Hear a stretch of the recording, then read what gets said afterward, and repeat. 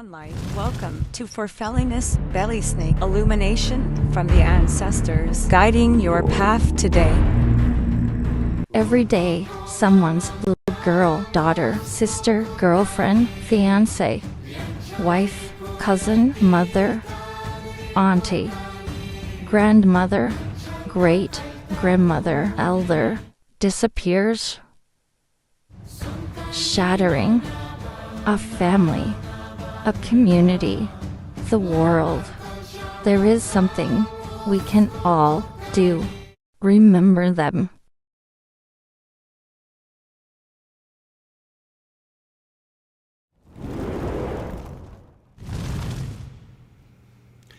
God Morgen, and happy Tuesday to you. Today, we embrace the secrets of Hel.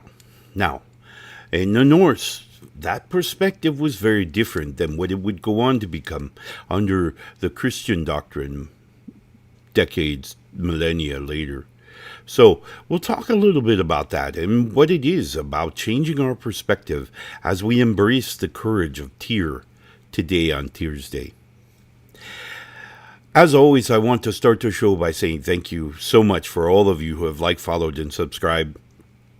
If you haven't had a chance, now's your day.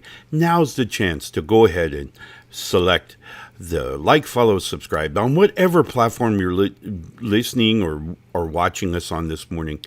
I pray that you will take a look and help us to promote this message even further for those of you who may have friends and family who are struggling in these modern day times. By all means, feel free to recommend the show and have them like, follow, and subscribe as well.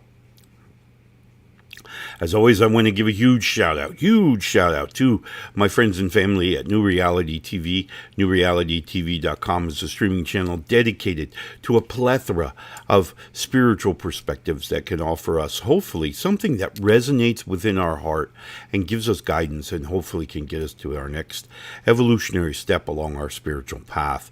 So check them out, NewRealityTV.com. Today we're talking about the secrets of Hel, and one of the greatest explanations, I guess, I've had of Helheim and certainly the goddess Hel was this idea of it was all about perspective with living in Hell. Now, the other thing I need to make sure that I express is that for the lion's share, most of the people, if you didn't meet some of the other criteria, such as myself as the ulfhednar or as the berserker of the day, we were sworn to a covenant that kind of prepared us to live our lives in Vladskaf in the hall of Tyr until, of course, Ragnarok after our physical passing. Others who were lost in battle were collected by the Valkyries, and the Valkyries would either, 50% of them, exactly half, would be delivered to the halls of Valhalla, where they would reside in Odin's hall. Until Ragnarok, 50% of them would go to Freya's hall, where they would reside until, again, Ragnarok. But most people, most honest, forward people, would go, after visiting with Skald, following their physical passing, they would go and live in the land of Lundar.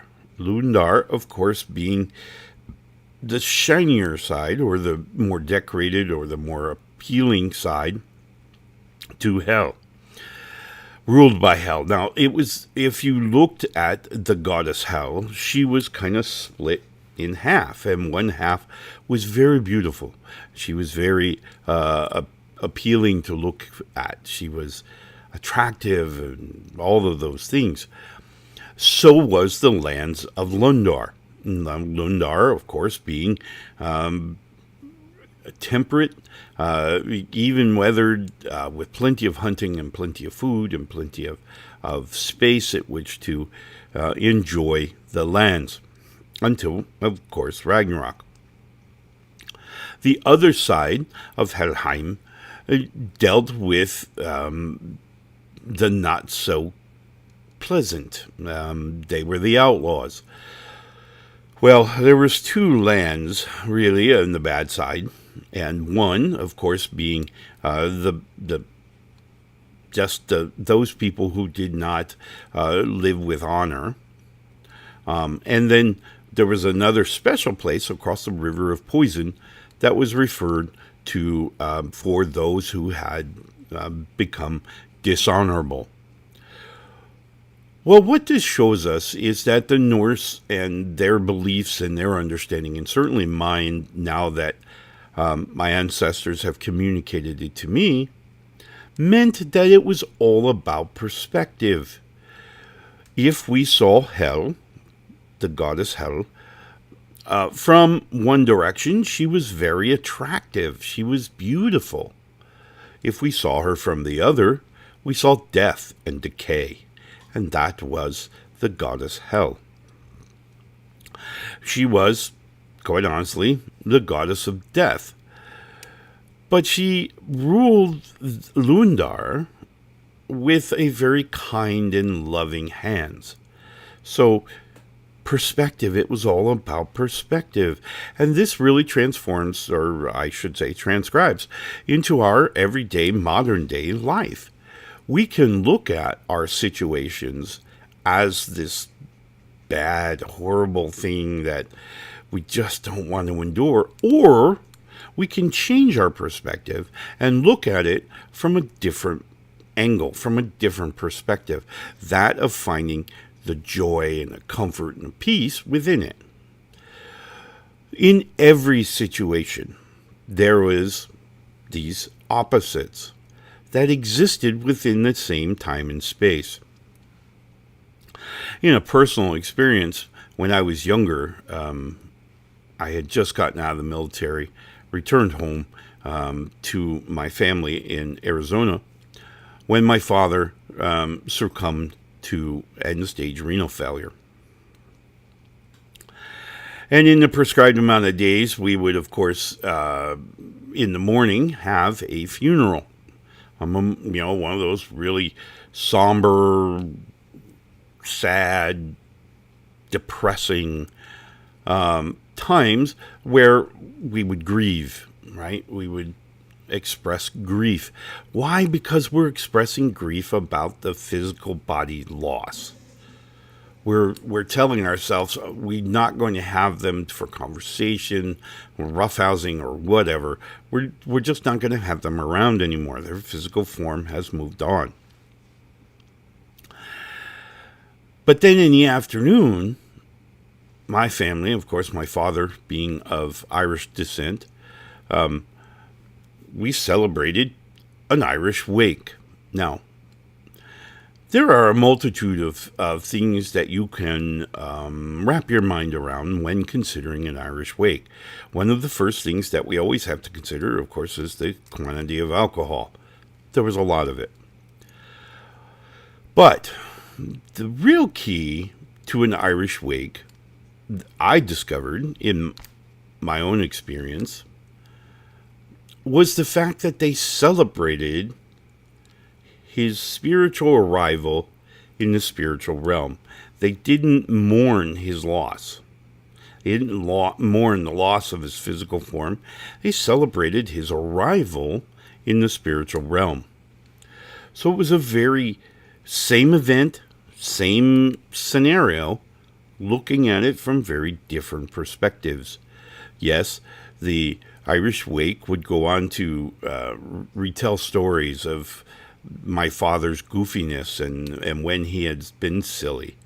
As a son, looking at your father, in my case, my father was very abusive. He drank quite a bit. And spiritually, he was very lost. He really was. So, as I visited this wake that evening, I learned quite a bit about my father's behaviors and about what he had done, particularly with those who were present at the time, and they were talking about, doing things that teenagers and young men of that era did. So we were celebrating his arrival in the spiritual realm. We had covered, this idea that he left his physical form and he was moving on to the spiritual realm. So that's really, and that taught me at that moment, although I didn't fully embrace it until many years later, where we can change our perspectives the way we want to see this environment. I remember as well, many years later after that, my shield maiden's grandfather, maternal grandfather, I believe it was, yes, maternal grandfather, passed away. And so we decided to go to the funeral. Again, it was a funeral, somber event. And I found myself at a place where I needed to express emotion. I was, obviously, as being an empath of sort, I was absorbing all the energies from her aunts and uncles and everybody around. So I was absorbing that energy, and I needed to expel it. So I found myself being very emotional during that funeral. I hardly knew the man himself. I had met him a couple of times at that point. I barely knew him. But I found myself, my own self, absorbing the energies around me, almost unknowing to me at the time, because I really hadn't ventured down my spiritual path yet, or really recognized it, I should say. And so as I attended this funeral, I kind of succumbed to the energies that were all around me. So I kind of surrendered myself to becoming very emotional during that funeral. Now, several years later, her aunt would pass between her maternal grandfather passing and her paternal aunt passing. I had received word on several occasions of members of the military with whom I had served or who I had worked with had crossed over to the spiritual realm, and I didn't let it affect me. I didn't grieve. I didn't absorb that grief. I just kind of, moving on. But then during her paternal aunt's funeral, it kind of all hit me. And it was triggered, I guess, by absorbing the energy around me at the time, of obviously those who knew her aunt and her, those family members, of course, very distraught. So carrying a lot of that energy, and that energy, of course, kind of built up in me, and ultimately I would wind up being very emotional at that funeral. Now, it was soon after that funeral that I would really get a handle in my own mind about perspectives.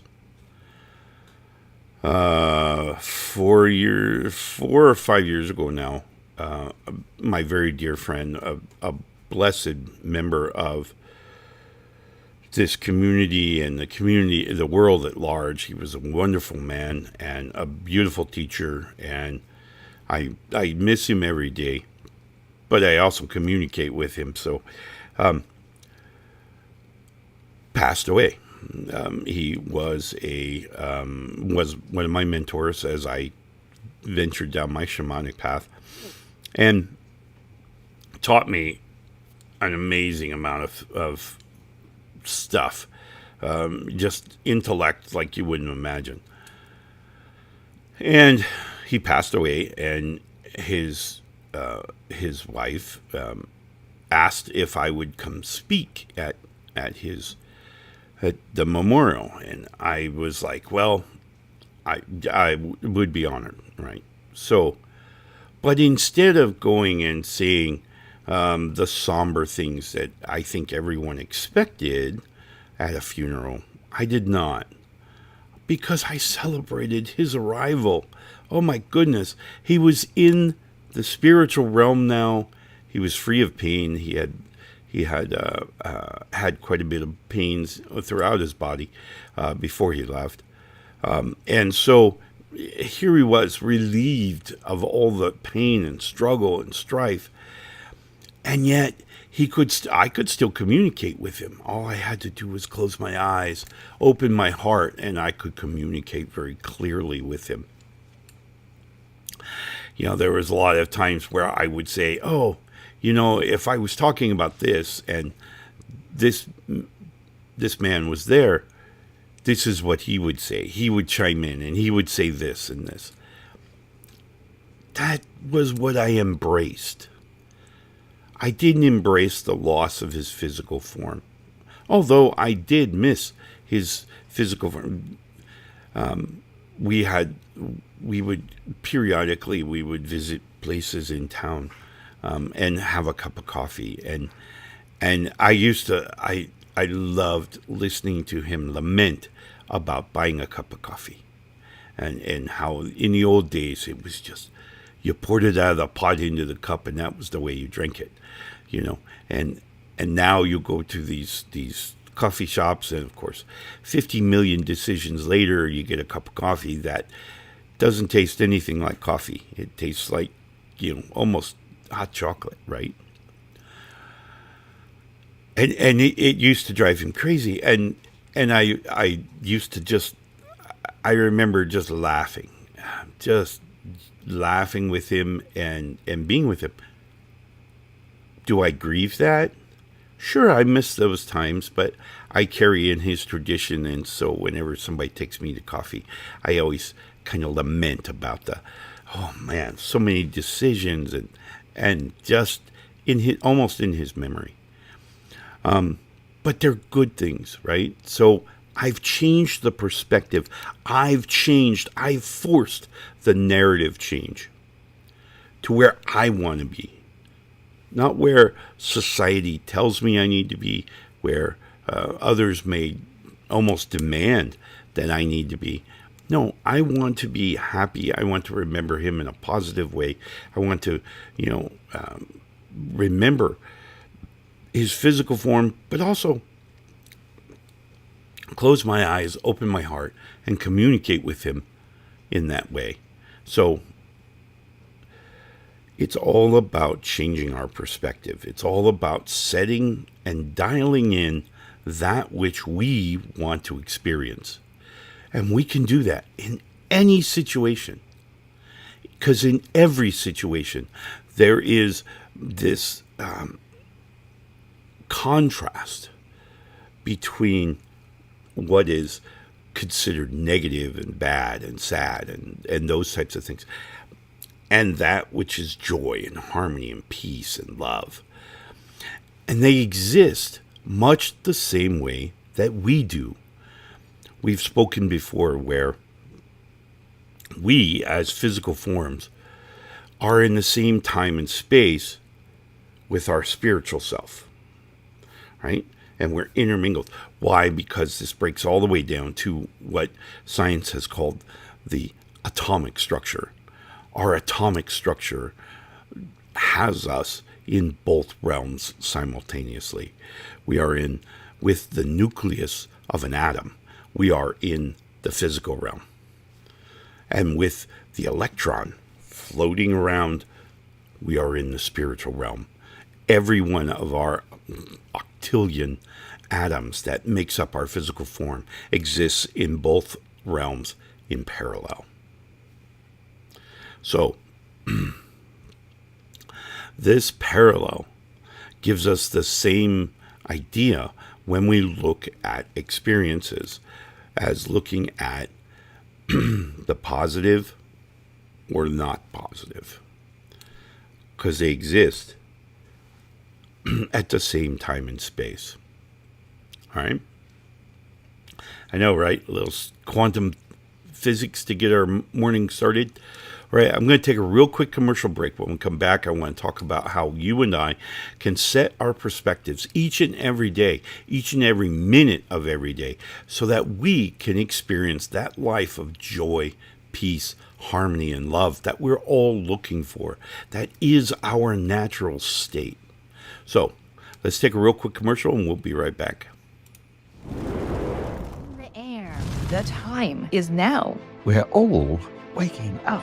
We're waking up. We're all waking up. It's all shifting. New vibrations. It's you. It's you. It's me. It's all of us. Together. A new time. A new day. A new energy. A new energy. New reality. Awaken with us. Awaken with us. Awaken with us. NewRealityTV.com.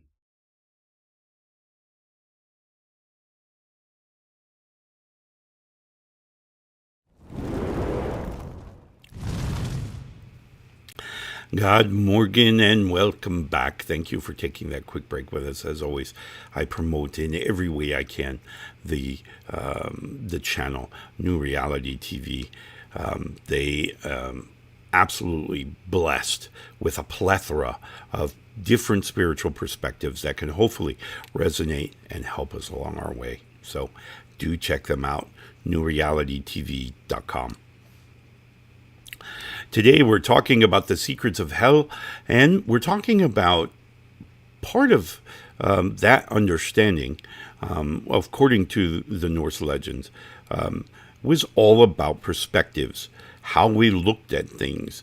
We could see Hel, the goddess Hel, from a very attractive, very beautiful side, and we could see her from that death and decay and darkness side. So it really depended on how you looked at her. Now, in the Norse legend, most people, average people who lived an honest life and, kept going, they would be assigned after their departure from the physical realm. They would be resided in Lundar, which was half of Helheim. All right, so Helheim was divided essentially into two places. It was actually divided into three, but two are the primary ones here. And one, of course, being that of, okay, it's good, life is good. And the other, of course, being that of the outlaws and the not so good guys and the people who didn't live according to their own honor. Okay. It was all about perspective. So how do we set our perspectives every day in every example? Well, I can tell you, here we go. This is the item that I use. This is a small totem that I focus on as I'm sitting here at my computer, getting ready for the day, or even if I'm doing video production or whatever. I'll kind of look at this guy and I'll swear, obviously, an oath to Odin as being one of his own by birthright. I focus on it, right? And so I send my energy to it, and I receive energy from it. It's a methodology at which I can focus, and from here I can then decide what perspective I want to have on the experiences that I'm having in this physical realm. So that is one way, and these are referred to as totems. Now, one of the strongest things that I discovered in my own personal life was this connection to my ancestry. And so by looking the way I do, by dressing the way I do, by by behaving the way I do, by studying the way I do, by reading the things I read. All of these things kind of lead back to my ancestry. So again, I may have, I don't know if you can see that very well. There we go. I kind of think about my ancestors, and it helps me to refocus. If I feel myself getting overwhelmed, if I feel myself being swallowed by emotional energies all around me, I will find a totem at which to focus on. Now, I constantly wear Mjolnir. Mjolnir helps me again in the same way, helps me to focus my energies and remember what it is, that I want, not what's being handed to me by the physical realm. Now, one of the other ways we can obviously do that is affirmations. Affirmations are kind of the same thing. We're going to put a little phrase on the mirror that we shave in or brush our teeth in or put our makeup on. Maybe even in my truck, I have an affirmation on the rearview mirror. Now, in modern day trucks, of course, the rearview mirror, the center rearview mirror, is almost useless, but not. It's still, there's still value there. But so it's a great place for just a real thin line for me of a little sticker that says, "Find the great in the day." It's a very easy, very simple. However, being trained the way I was to drive, I'm constantly kind of checking my rearview mirror, right? Because that's the way I was trained. If I want to see what's coming up behind me and whatnot, so I'm looking at that. And even if I don't look at the affirmation itself, my peripheral view or my subconscious mind is picking that up. Right? Seek the day, or seek the good in the day, is simply a reminder that I need to actively search for that which is good. And when I do that, I train my brain to do that. My brain then becomes keyed in on those things in my experiences that bring me joy, that bring me harmony and happiness and love. Right? And when I do that, and I repeatedly do that, I'm going to continue to train my brain to seek out the good. And that's really what we need to do. We need to find that which brings us joy and happiness and harmony and love and peace, and actively seek those things. For what we seek, we will find. If we actively seek division, segregation, hate, and all of those things, we'll find it. It's out there. Remember, it's out there equally. But so too is love and joy and peace and harmony and comfort, contentment. Those things are there as well. So we can look at our experiences from different perspectives. And that's really important to understand, because we control those perspectives.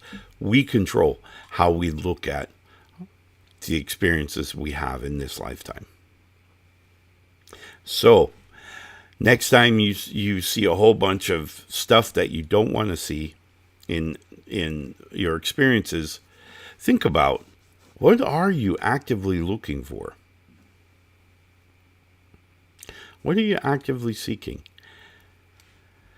And then decide to change.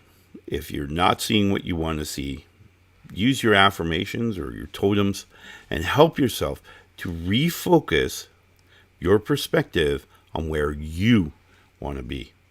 All right? I wish you the very best Tears Day.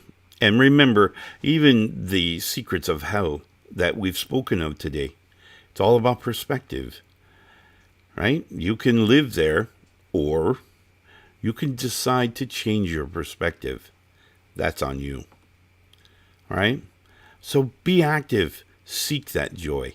Enjoy Tears Day, and we will see you again tomorrow, where we will embrace the wisdom and the experiences of this lifetime through Wuthen, who would go on to become recognized more broadly as Wuthen. Happy Tuesday, my friends. Love and light. Watching Ulfhednar's Belysning, a special production of Whispers of the Norse. Brought to you by the Alaska ulfhednar in South Central Alaska. Guidance and wisdom, courtesy of an ancient Celtic Norse shaman. Thank you so much for joining us today.